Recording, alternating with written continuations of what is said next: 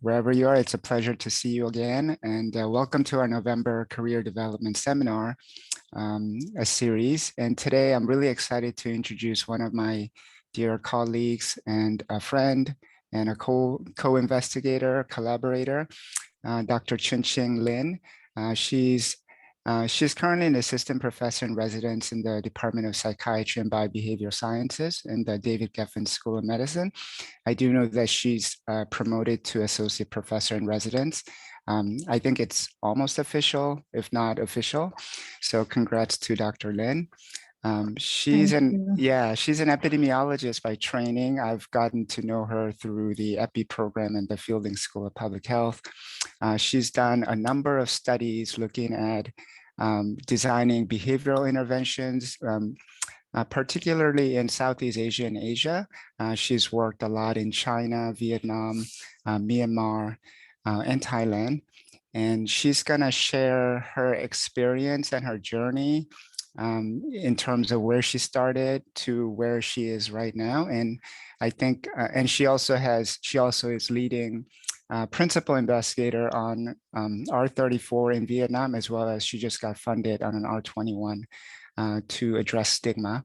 So she has a wealth of knowledge that she can share. And she also got a Career Development Award, KO1 through NIMH, looking at implementation science. So I'm sure all of you will have lots of questions for her. So I want to give enough time for Chunqing. So I'm going to hand it over to Chunqing and welcome, and really excited to hear your journey. Thank you so much for the wonderful introduction. Can you hear me okay? Yeah. I just want to make sure. So I will start screen sharing. 1 second. Okay, so can you see my screen? Yeah, okay, great. Okay, so yeah, so thank you very much for this invitation to talk about my career development, because this is really a very different opportunity from my previous presentation, which really prompted me to think about what I have done in the past to, as Jay mentioned, to reflect where I started and then how I get to this point so far. So just an overview of my career trajectory. So I graduated from college in 2003, and then I first became a research assistant at China CDC, then where I got opportunity to conduct some field work to as part of a research project to research stigma reduction towards people living with HIV. Then at the time, my job opportunity was basically to conduct interviews and focus group with people living with HIV and some service providers, so that I learned the basic concept of stigma, and then got inspired by some of the patients' stories, and later build a foundation for my current research. So in 2004, I was very fortunate to be admitted to the Fogarty program at UCLA. So my advisor was Dr. Roger Dios. So the Fogarty program, of course, provide me with solid training in epidemiology, but at the same time, it's a wonderful network platform because there are many young talent students from different countries, including China, Thailand, Vietnam, Myanmar, and Cambodia. And I believe to this day, many of them are serving very high up positions in the field in their own country. and some of them become my collaborators later on. So I'm gonna talk about it in just a little bit. And then also an important career development component or steps in my career was that during my PhD years, I became a graduate student researcher at Center for Community Health at UCLA. So this is a pretty similar experience from Dr. Sanjay Lee. I believe that you have learned from his previous talk. So this research experience has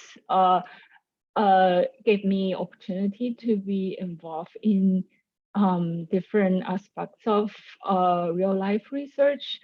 So that I learned how to handle tasks like preparing for IRB submission, and then so do literature search and clean databases, everything, just name it. So yeah. So I learned some like real skills that I couldn't have learned from just taking classes, right? So then it comes to my dissertation work. So my dissertation was focused on the implementation of methadone maintenance network in China. So at the time, the methadone program was one of the most successful program, HIV prevention program in China, but it faces challenges because there was large variation in terms of patient recruitment rates, patient coverage, patient retention across different clinics, right?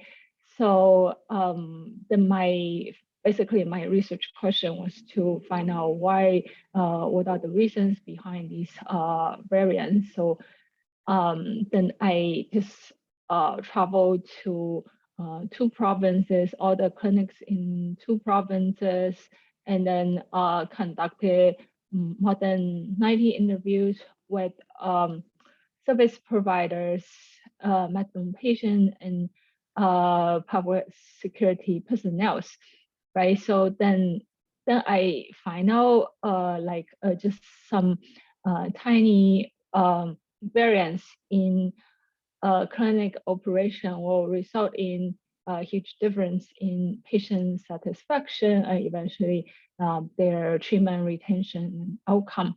So this experience just plant some seeds for me to pursue a career in implementation science in a later stage. So then in 2009, I received PhD in epidemiology from UCLA. Then I work as a research associate at the Chinese University of Hong Kong for 2 years per the faculty requirement. And then in 2011, I returned to the US as a assistant research epidemiologist at UCLA. So at the time, my job task was serve as a project director for multiple randomized control trials that was led by mentor Dr. Lily in China and in Vietnam. So it's also these randomized control trials. It's also relevant to what I have done in the past. Some of them are focusing on training methadone providers on communication skills with their patients, and some are focused on empower women and families living with HIV in China. And the other one was about how to empower family of people who use drugs in Vietnam.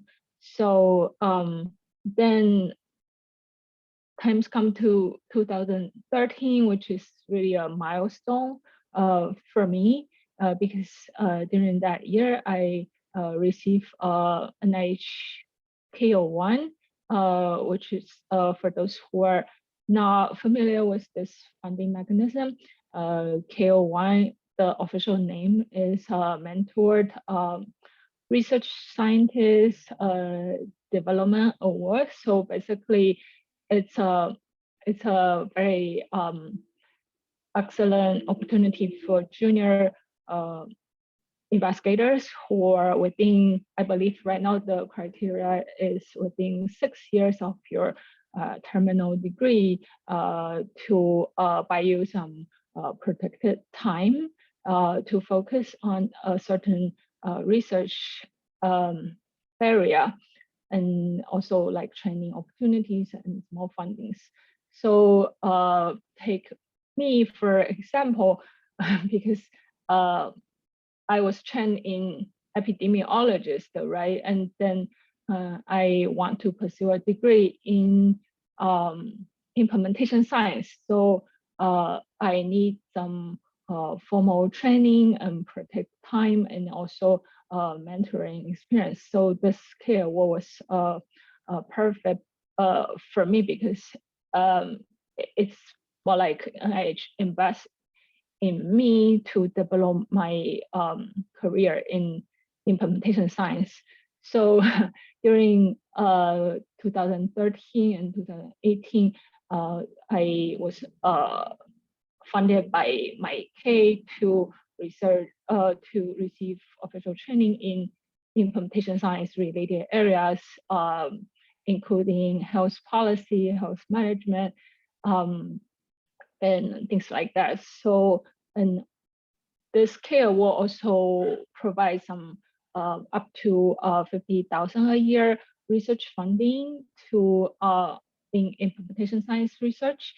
So, for example, one of my research was using Jay's idea of conjoint analysis to study how hospital stakeholders will evaluate some evidence-based intervention model, and how would like to adopt those models in their hospital settings, right? So this is a very great opportunity funding mechanism for junior investigators. So during my KO1 years, I continued to serve as co-investigators in other investigators, randomized control trials. Say, for example, my mentors, community health worker capacity building in addiction and HIV care in Vietnam, and also some adaptation of evidence-based intervention model to improve transgender health in Vietnam. So so Chunqing, just yes. just a pause. We have a really good question from Stephen. So I think in terms of your milestone is transitioning from a project director to getting your KO1 award. The question is, share with us the transition from project director to mentor research KO1. Were the PIs of the project you directed your KO1 mentors? And was your work annexed to the work you were directing? And also another question is, did you get funded within the first round of application? Oh, these are great questions.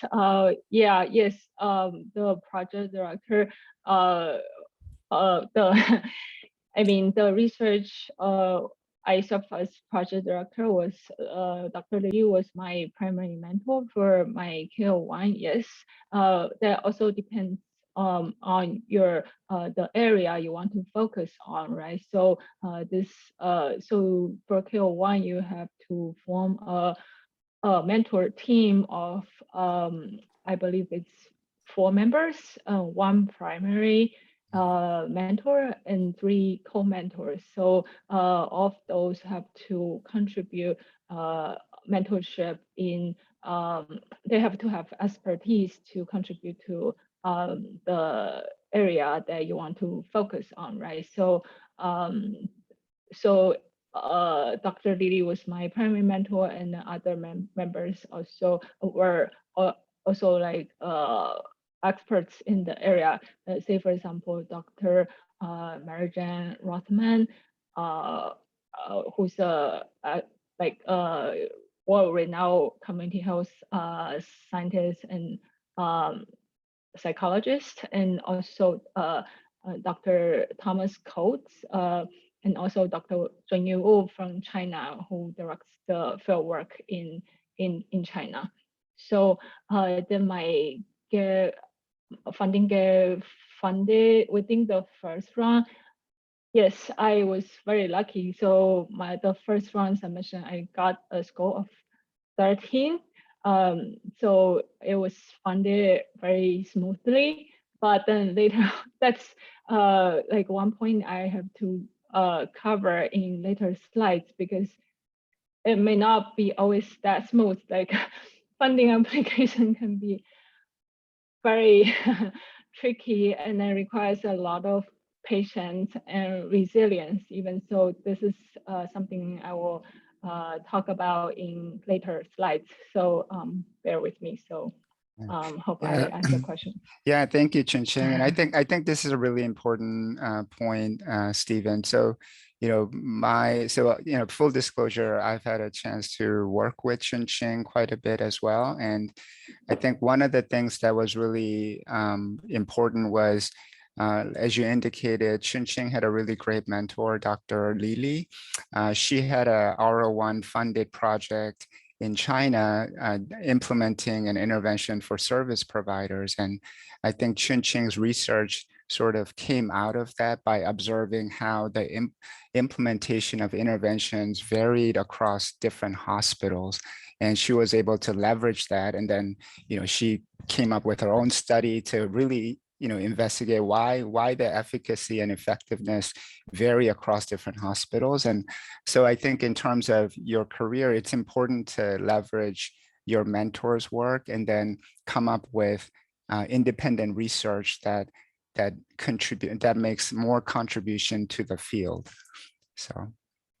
Yeah, All thank right. you, Lee, for adding to this point. And then, yeah, so after I talk about my career trajectory, I'm gonna offer some of the lessons learned from all these experiences.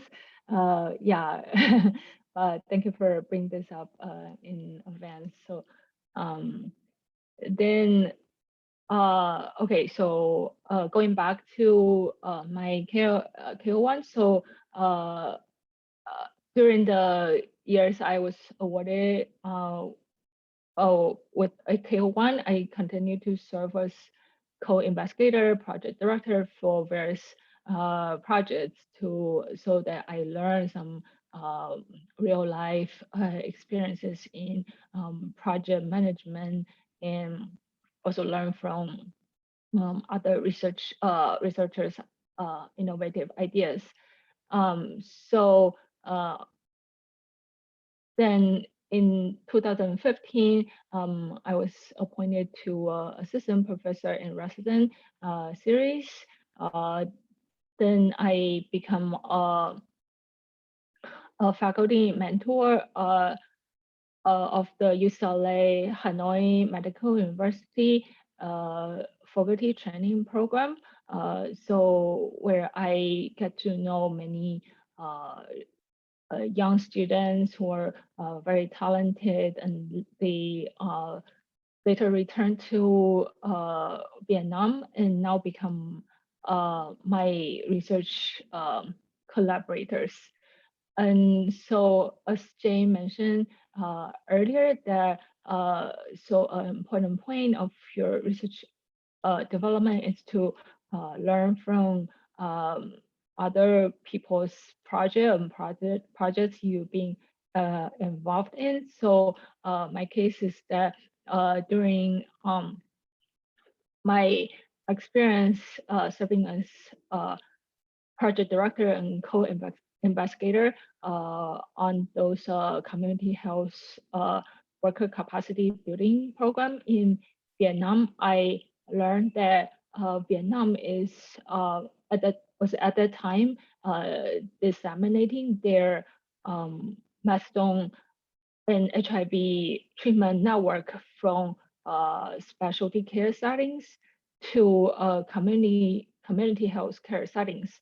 So I think that this is a great opportunity. So I applied for an R34 using the implementation science methodologies I've acquired from my KO1 training to study and optimize the process of service decentralization. So this round, I was not that lucky.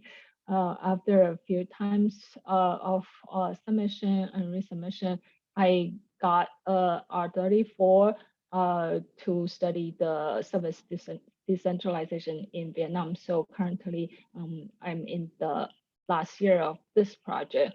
So, and also I recently received a project to study stigma among women living with HIV in Vietnam. So this project is a collaborative work with Hanoi Medical University, where the it's a home institute of the UCLA Hanoi Medical University faculty training program.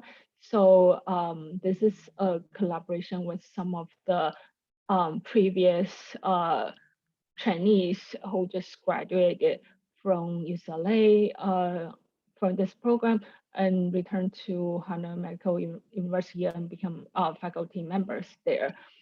Yeah, and also in the meantime, I also conduct some like a pilot study about prevention of mother to child transmission of HIV in China, and some integrated service delivery for men who have sex with men in China. So these are all related to my KO1 training and research in implementation science. So this is pretty much about it. So then,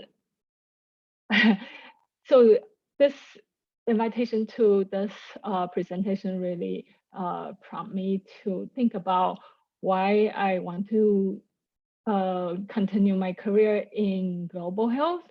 And then I think one of the reasons is that I get the chance to work with some of the most excellent people in the world. Say for example, this is Dr. Zheng Wu, who is the director of the HIV/AIDS program in China, and then Dr. He Na, Dr. Lam Mingjiang, and then they are all like top HIV researchers in China and Vietnam, and then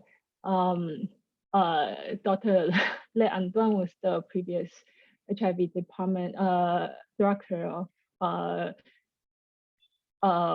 Vietnam National Institute for Hygiene and Epidemiology in Vietnam. So Dr. Sanjay Lee here, my mentor, Dr. Lily here.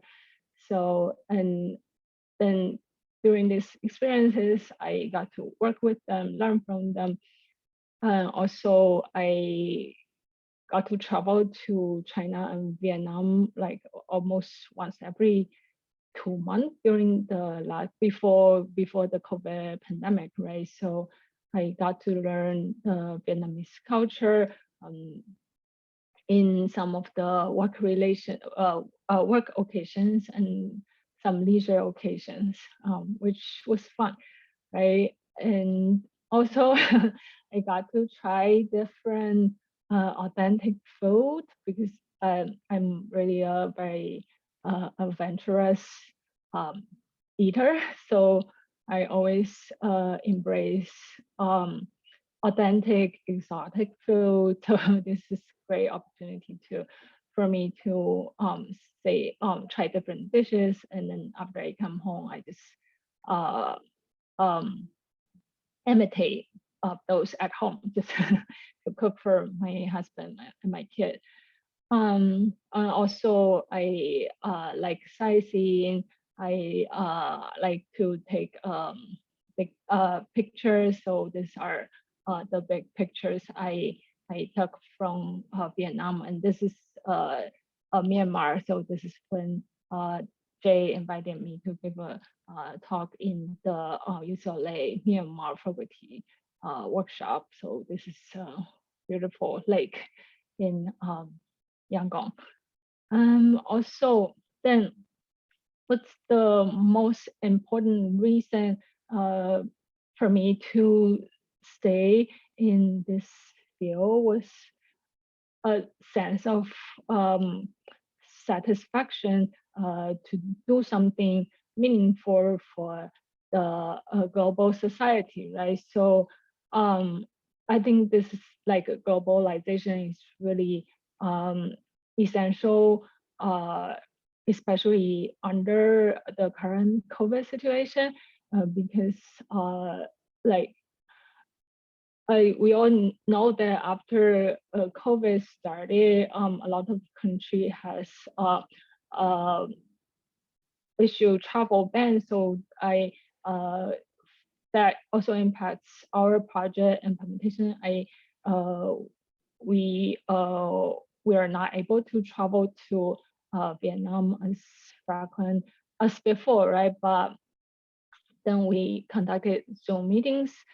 So my point is, this is really unprecedented time for the global society to work together to combat the disease, because like different countries, they implement different strategies to control the pandemic, and there are some successful story, unsuccessful story. So I think now is the opportunity to for the countries to learn from each other, and also we all know that the health inequalities across different countries was really fueling the spreading of the last few COVID variants. So I think now the countries can just close their doors and limit to their domestic work. So country and country really need to work together to ensure, say for example, COVID vaccines are efficiently disseminated to all countries. So and also currently I'm focusing on using some of the telemedicine strategies to promote treatment access for the underserved population. So these are all very exciting driving force for me to stay in the global health field.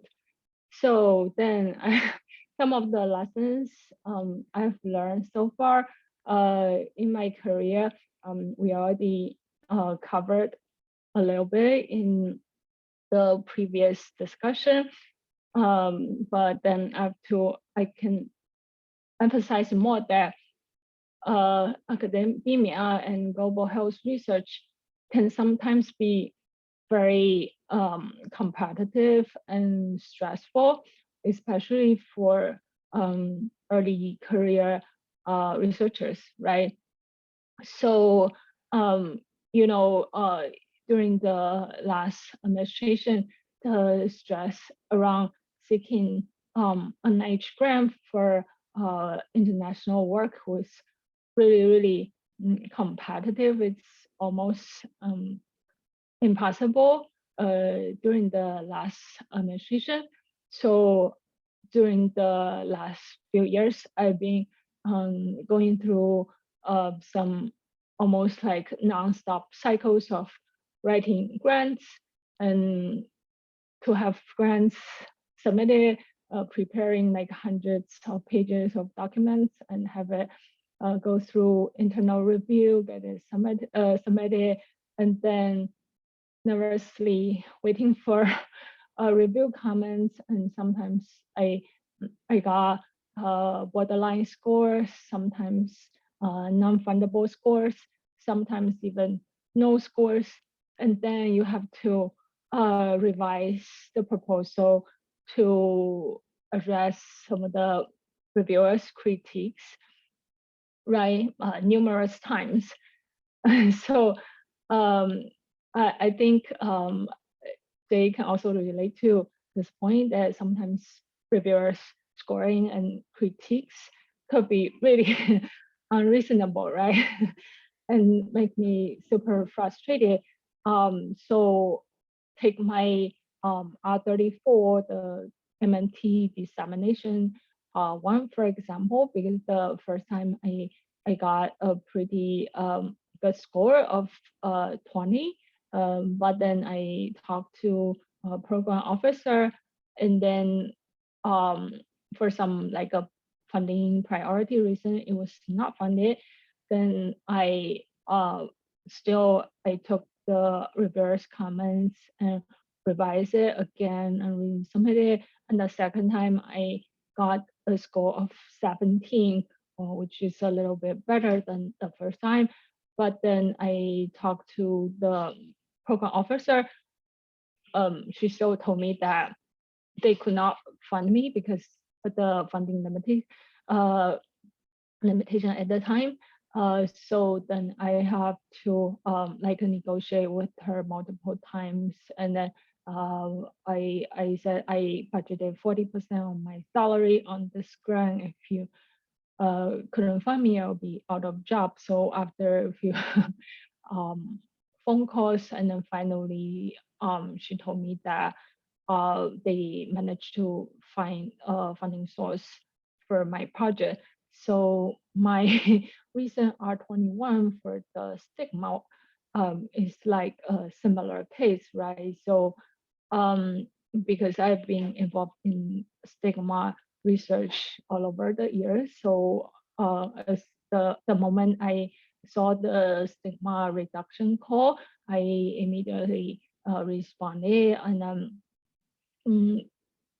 to just adapt some of the my mentor's previous stigma reduction work to other countries. But I submitted this idea like I forgot it's like at least 4 to 5 times, and then it was not discussed at the first few times, and then during the last time I got a score of 37.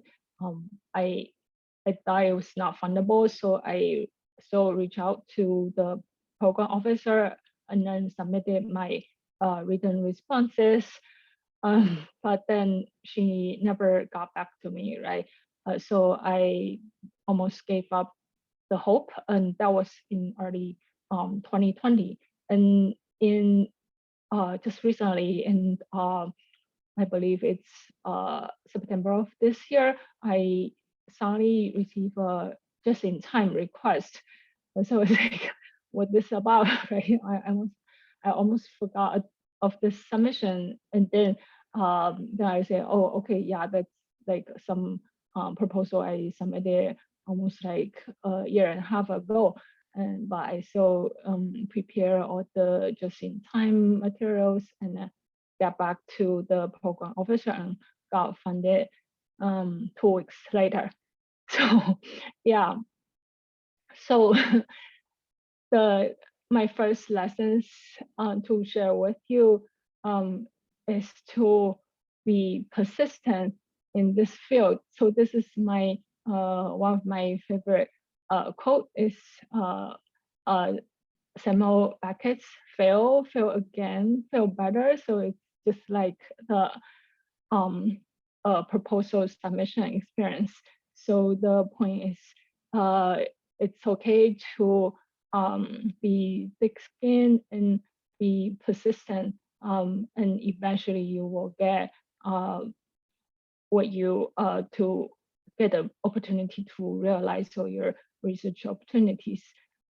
So I would say paper submission is it's the same thing, right? So I have experience submitting my research paper to I believe it's the conjoint analysis paper with Jay, and then we try like 9 different journals. I thought it was a really good paper, but for some reason, like the submission process was really bumpy.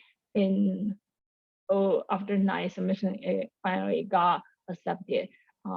So I have another paper which has gone through 6 rounds of review and resubmission.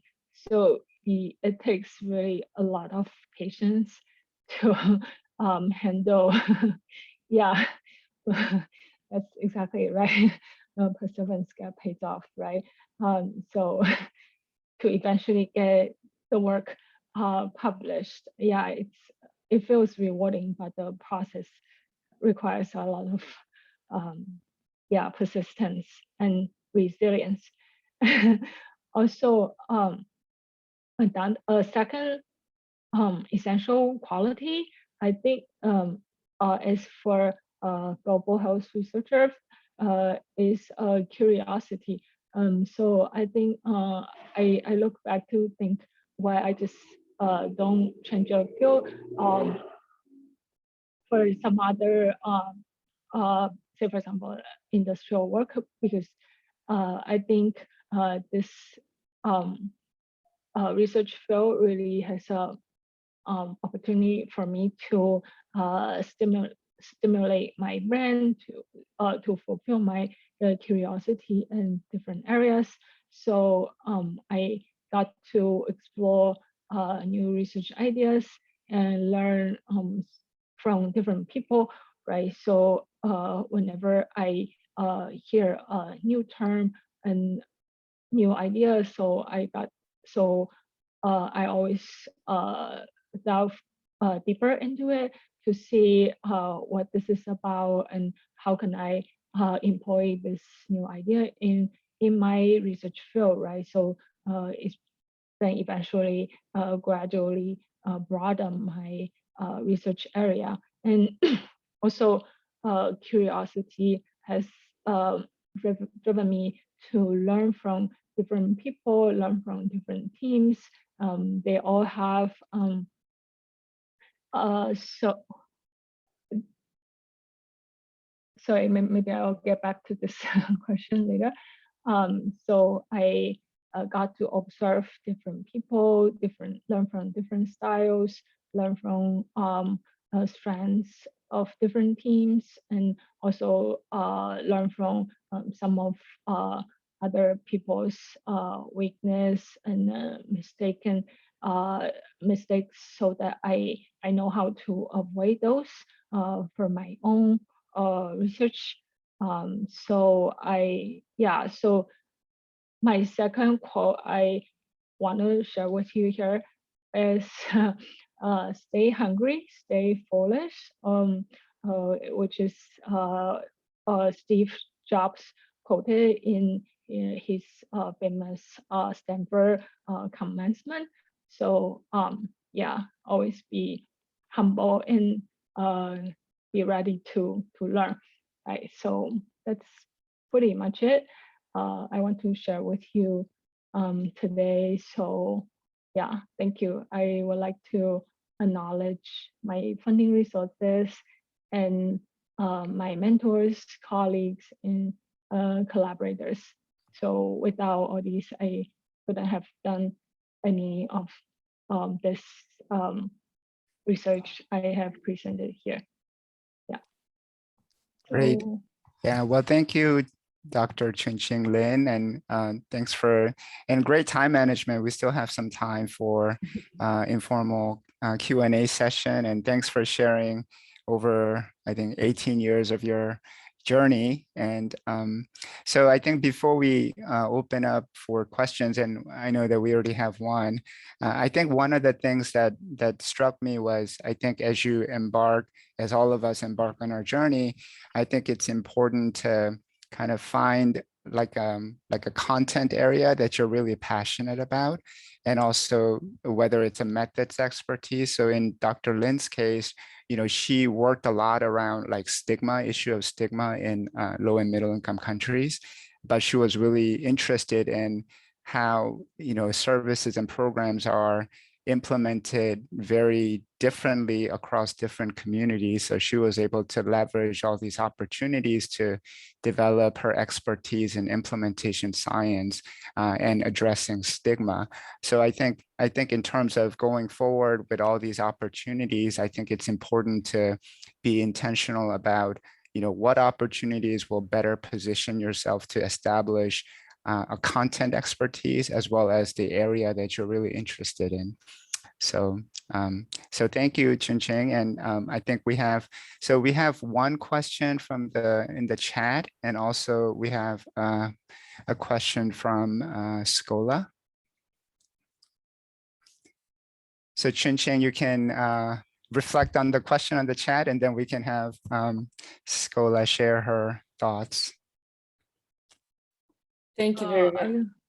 Yes, go ahead. Thank you so much for your presentation and your insights in your experience here. And forgive me if I may have missed this, but I wanted to get your thoughts around, especially as you plan for a K, especially Fogarty K, and planning for the future, since they often don't award R01s. What is your planning in terms of, what would you advise somebody who is going that route in terms of looking at R01 options, or even thinking of integrating certain aspects of the K, or rather future R01 in the K, in terms of planning that program of research and this funding,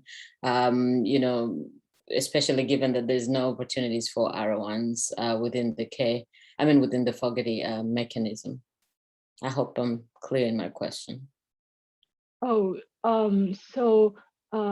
think, so when you're seeking R1, I don't think you should limit it to just Fogarty, because Fogarty International Center, they only fund like small projects, right? But there are some other institutes, say for example, NIDA, NIMH, they all have international R1.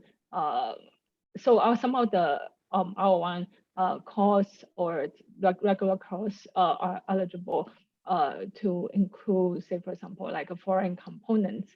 And yeah, those you can are also some opportunities that you may want to explore. So am I answering your question? Yes, you are. And just a quick follow-up. So in your experience, which centers in particular you think, especially given your work in your global health or international work, which centers do you think are most applicable in terms of identifying, again, connecting from that Fogarty to R01? I guess it depends on your research topics, and also so you can explore like NIH website. They always have like a new RFA announcement for a certain topic, and some of them are targeting low and middle income countries. So I believe there is say for take NIDA, for example. I believe there will be I think there is a current NOCI, right, about research collaboration in low and middle income countries. So yeah, I think you might want to check website to see like if there is any current NOCIs and RFAs. Yeah. Thank you. Depending, yeah. Thank you. Thank you so much. Thank you. Great. Really great insight. And I think as Chunqing mentioned, it depends on your research content areas, but I know that, a lot of institutes like including NIDA, NIMH, NICHD, and other institutes, they're, committed to advancing international and global work. And I think notice of special interest, specific RFAs and program announcements. I think it's a matter of identifying the right opportunity. And I think, as Chunqing said, I think different, career development award. So Chunqing's case is Independent Career Development Award KO1 from NIMH, but there are other career development awards for example, for colleagues from low and middle income countries through the Fogarty International Center. So I think many different opportunities are there. You just have to figure out what opportunities are most suitable and relevant. Yeah, and also it's important to find your niche, right? So it's like why so how is so you have to answer the question to yourself why this research topic is significant and what's doing right. So why it's innovative, it's not repetitive of some other folks' work, why it's you who are leading this project rather than somebody else, right? Because you probably have experience in this area, and then you have some like a preliminary data that other people don't have. So yeah, those are more important in terms of funding seeking. Okay, great. So we still have a little, about 10 minutes or so. I know there was a question from Stephen in the chat function, and I think that's a pretty profound and broad question that he asked. So I don't know, Chunqing, if you want to kind of reflect on that, or I know Chunqing covered this quite a bit during her webinar today. Yeah. So I think I agree with you that transitioning from earlier researcher to like kind of middle career researcher is very transitioning. I have to disclose that I have in million times I want to quit this job and find some other opportunities because of lack of funding and job security. But then again, like persistence is the key, and then if you keep doing what you love to do, and eventually all the hard work will be paid off. And also don't so you have always be open-minded and willing to be involved in some other people's folks so that you can expand your own area and knowledge base, and one day you will find your niche, right? To transition yourself to independent career path. So. All right. Any other questions for Dr. Lin?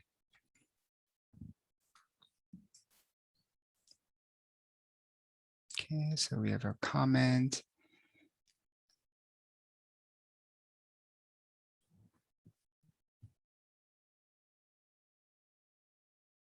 Okay, so we have a question from our colleague Nicole. So she, any stories and lessons learned on challenges as a junior researcher or mentee, especially in situations where mentorship was lacking, and how you navigated and overcame that? I think for my situation, I was really fortunate to have mentors along the way to guide my career path, to have me involved in their research projects. So I have learned a great deal from them.